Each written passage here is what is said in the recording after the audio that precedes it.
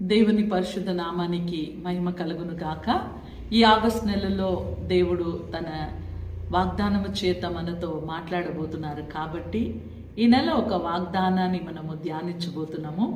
కీర్తన 91 కీర్తన 11 వాక్యాన్ని మనం ధ్యానిస్తునేటప్పుడు, నీ మార్గం అన్నిటిలో నిన్ను కాపాడుటకు ఆయన నీ గురించి తన దూతల్ని ఆజ్ఞాపించును. నిజంగా నా ప్రియ సహోదరి సహోదరుడా, మన జీవితంలో మనం వెళ్ళే మార్గాన్ని మనం సరిచేసుకోవాలని లేఖనం సెలవుస్తుంది. ఎందుకంటే మనం వెళ్ళుచున్న మార్గాన్ని దేవుడు చూచే దేవుడై ఉన్నారు. దేవుడు పై రూపాన్ని చూసే దేవుడు కాదు, కానీ హృదయాన్ని చూసే దేవుడు. మనం ఎక్కడైతే వెళ్ళుచున్నామో, ఏ మార్గంలో అయితే మనం నడుస్తున్నామో, మన మార్గాన్ని దేవుడు చూచే దేవుడై ఉన్నారు. కాబట్టి అందుకొరకే ఎప్పుడైతే దేవునికి ఇష్టానుసరమైన మార్గంలో మనం నడుస్తున్నామో, ఎప్పుడైతే దేవునికి ప్రీతికరమైన జీవితము జీవిస్తున్నామో, ఆ సమయంలో దేవుడు తన దూతల్ని మన కొరకు ఆజ్ఞాపించే దేవుడై ఉన్నారు. ఎందుకంటే మనం పాదము రాతికి తగలకుండా తన దూతల్ని పట్టి మనకు కాపుదల ఉంచే దేవుడై ఉన్నారు. అందుకొరకే దేవుని లేఖనము సెలవుస్తుంది, మన మార్గం అన్నిటిలో దేవుడు తన దూతల్ని మన కొరకు ఆజ్ఞాపించును అని రాయబడి ఉన్నది. ఎందుకనకంటే మనము ఎక్కడ పడిపోతామో, లోకరీతి అయిన పాపంలో పడిపోతాము, లోకరీతి అయిన మార్గంలో నడుస్తాము అనే దేవుడు ఆయన ప్రతి ఒక్కరిని పరిశీలించే దేవుడై ఉన్నారు.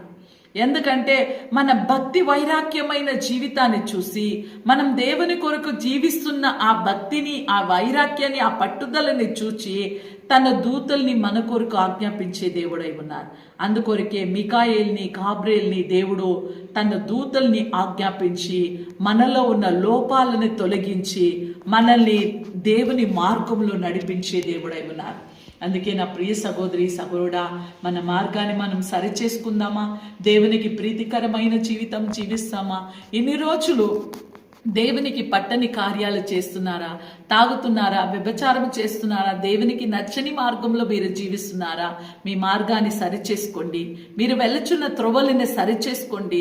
అందుకే నా ప్రియ సహోదరి సహోదరుడా, దేవుని లేఖనము సెలవుస్తుంది, నీ మార్గం అన్నిటిలో నిన్ను కాపాడుట కొరకు, నిన్ను కాపాడడానికి దేవుడు తన ప్రాణాన్ని పెట్టిన దేవుడు, నిన్ను వెలపెట్టి కొనిన దేవుడై ఉన్నారు. తన రక్తాన్ని దారబోసి నిన్ను వెలపెట్టి కొనిన దేవుడై ఉన్నారని ఆ విషయాన్ని మాత్రం మనం మర్చిపోకూడదు.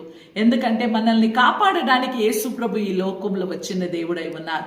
మన పాపంలో పడిపోయి, మనం నశించిపోయి, మన నరకపాలు అవ్వకూడదనే దేవుడు ఆశిస్తున్నారు నా ప్రియ సహోదరి సహోదరుడా. అందుకొరకే మన జీవితాన్ని మనం సరిచేసుకొని ఈరోజు యేసు ప్రభుని సొంత రక్షకుడుగా మనం అంగీకరించుకొని మన పాపాల్ని దేవుని సన్నిధిలో ఒప్పుకొని వదిలిపెట్టిన ఎడల దేవుడు మిమ్మల్ని కాపాడే దేవుడై ఉన్నారు.